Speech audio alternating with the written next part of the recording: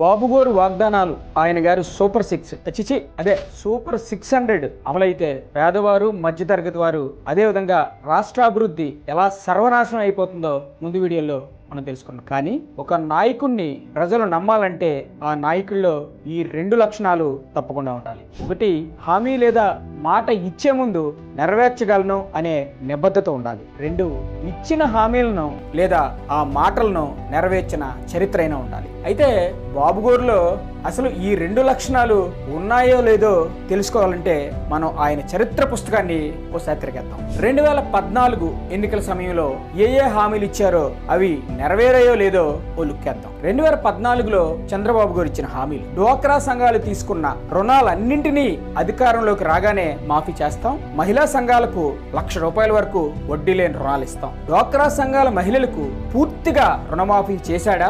వడ్డీ లేని రుణాలను ఇచ్చాడా? ఎక్కడిచ్చాడు? ఇవ్వలేదు. ఇక పుట్టిన ప్రతి ఆడబిడ్డ పేరుతో మహాలక్ష్మి పథకం కింద 25,000 బ్యాంకులో డిపాజిట్ చేసి యుక్త వయసు వచ్చే నాటికి 2 లక్షలను అందజేస్తాం. మహాలక్ష్మి పథకం అమలు చేయాలనే ఆలోచన చేశాడా? ఒక్క ఆడబిడ్డకైనా అందిందా? ఎక్కడందింది? ఎవ్వరికీ అందలేదు. సంవత్సరానికి ఒక కుటుంబానికి 12 వంట గ్యాస్ సిలిండర్లు అందిస్తాం. ఒక్కో సిలిండర్ కు ₹100 సబ్సిడీతో ఆధార్ కార్డుతో సంబంధం లేకుండా సరఫరా చేస్తాం. ఇలా మీ కుటుంబానికి ఒక్క సిలిండర్ అయినా అందిందా? అధికారంలోకి రాగానే రైతుల రుణాలన్నీ మాఫీ చేస్తాం. చంద్రబాబు గారు 2014లో అధికారంలోకి వచ్చే నాటికి రైతులకున్న 87,582 కోట్ల రుణాలను మాఫీ చేశాడా? బ్యాంకుల్లో తాకట్టు పెట్టిన బంగారాన్ని విడిపించాడా? స్కూళ్లలో తరగతి గదులు పెంచి మరుగుదొడ్లు మరియు మంచినీటి సౌకర్యాలు కల్పిస్తాం. చంద్రబాబు చెప్పినట్టుగా ఒక్క గవర్నమెంట్ స్కూల్ అయినా బాగుపడిందా? 104, 108 సేవలను బలోపేతం చేస్తాం. గ్రామీణ ఆరోగ్యంపై ప్రత్యేక శ్రద్ధ తీసుకుంటాం. అన్ని ప్రాథమిక కేంద్రాలకు మౌలిక వసతులు కల్పిస్తాం. ఒక కొత్త 104, 108 వాహనాన్నైనా కొన్నాడా? కనీసం ఉన్న వాటినైనా సక్రమంగా నడపగలిగాడా? గ్రామ స్థాయిలో ప్రజలకు వైద్య సేవలు అందాయా? ఒక్క ఆసుపత్రి అయినా బాగుపడిందా? ఉన్నత చదువులు చదివే పేద విద్యార్థులకు ఫీజు రియంబర్స్మెంట్ పథకాన్ని ఖచ్చితంగా అమలు చేస్తాం. కాలేజీ విద్యార్థులకు ఉచితంగా టాబ్లెట్లు, కంప్యూటర్లు ఇస్తాం. అసలు పూర్తి ఫీజు రియంబర్స్మెంట్ వచ్చిందా? బకాయిలు కట్టాడా? ఒక్క విద్యార్థికైనా టాబ్లెట్, కంప్యూటర్లు ఇచ్చాడా? ఎక్కడా ఇవ్వలేదు. 3 సెంట్ల స్థలంతో పాటు ఇంటి నిర్మాణానికి ₹150,000 ఉచితంగా అర్హులందరికీ పక్క గృహ నిర్మాణ కార్యక్రమాన్ని చేపడతాం. ఏ ఒక్క పేదవాడికైనా చంద్రబాబు ఒక్క సెంటు స్థలమైనా ఇచ్చాడా? అధికారంలోకి రాగానే అవినీతి నిర్మూలన, సుపరిపాలన, ఆర్థిక పరిపాలనా సంస్కరణలు చేపడతాం. అవినీతి లేకుండా ఏ పనైనా జరిగిందా? లంచాలు, వివక్ష లేకుండా జన్మభూమి కమిటీలు పనిచేశాయా? ఇంటికొక ఉద్యోగం, ఉపాధి, నిరుద్యోగ యువతకు ₹1,000 నుండి ₹2,000 వరకు నిరుద్యోగ భృతి కల్పిస్తాం. చంద్రబాబు వచ్చాక జాబ్ వచ్చిందా? నెల నెల నిరుద్యోగ భృతి అందిందా?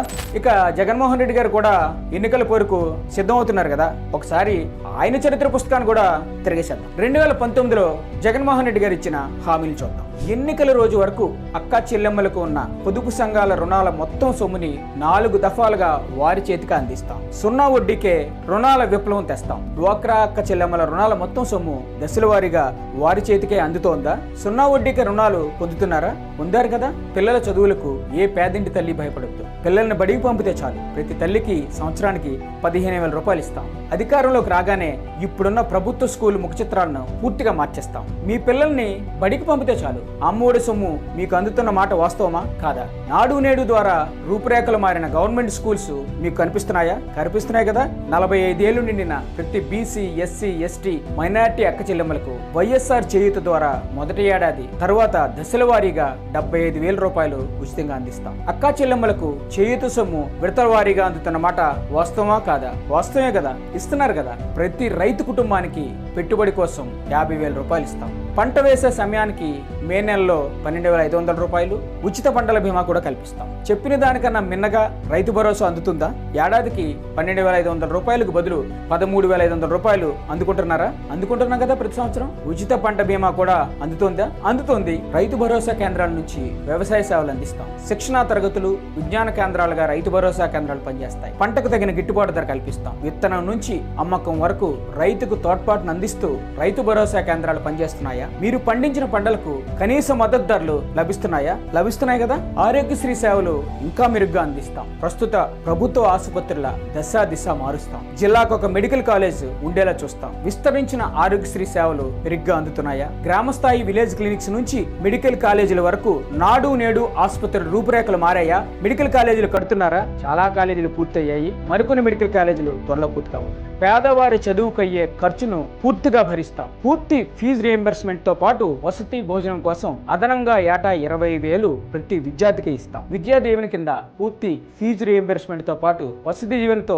బోర్డింగ్, మెస్ ఛార్జీలు కూడా తల్లుల ఖాతాలో పడుతున్నాయా? అందరికీ పడుతున్నాయి. ఇల్లు లేని పేదలందరికీ పార్టీలు, కులాలు, మతాలు, వర్గాలు చూడకుండా 5 ఏళ్లలో 25 లక్షల పక్కా ఇల్లు కట్టిస్తాం. ఇళ్ల స్థలాలు లేని నిరుపేదలకు ఇళ్ల స్థలాలు ఇస్తాం. 31 లక్షల మంది అక్క చెల్లెమ్మలకు ఉచితంగా ఇళ్ల పట్టాలు ఇచ్చి ఇప్పటికే 22 లక్షల పక్కా ఇళ్ల నిర్మాణం జరుగుతుంది. మనందరం చూస్తున్నాం. సేవా దృక్పథం ఉన్న యువకులను నెలకు 5,000 రూపాయల గౌరవ వేతనంతో వాలంటీర్లుగా నియమిస్తాం. గ్రామ స్వరాజ్యమే లక్ష్యంగా గ్రామ వార్డు సచివాలయాల వ్యవస్థను ఏర్పాటు చేస్తాం. మీ గ్రామ వార్డుల్లో 50 ఇళ్లకు ఒకరు చొప్పున వాలంటీర్లను ఏర్పాటు చేశారా? కులం, మతం, ప్రాంతం, రాజకీయం చూడకుండా, వివక్ష చూపకుండా, అవినీతి లేకుండా గ్రామ వార్డు సచివాలయ వ్యవస్థ ద్వారా ప్రభుత్వ సేవలను అందిస్తున్నారా? ఇది చూస్తున్నారు కదా, ప్రతి వాలంటీరు ఎంత బాగా వర్క్ చేస్తున్నారు. ప్రస్తుతం ఉన్న పింఛన్ల అర్హత వయస్సు 65 నుంచి 60కి తగ్గిస్తాం. అవ్వాతాతల పింఛను 3,000 వరకు పెంచుకుంటూ పోతాం. దివ్యాంగులకు పింఛను 3,000 ఇస్తాం. ప్రతి నెల 1వ తేదీన సూర్యోదయానికి ముందే గుడ్ మార్నింగ్ చెప్పి